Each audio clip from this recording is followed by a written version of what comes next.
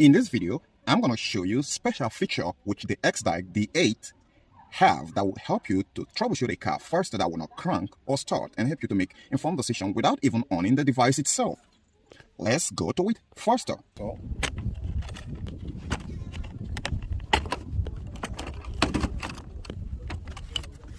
Well, this one didn't come with it. So for your Toyota, you can just plug it in. It has a voltmeter here which will show on this LED. And you will know if suppose the battery is low that it doesn't make the car to crank or start.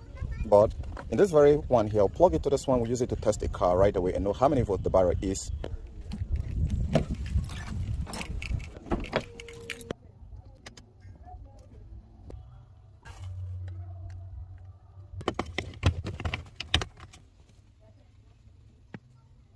This is 12.2 volts. Like, share for more, subscribe.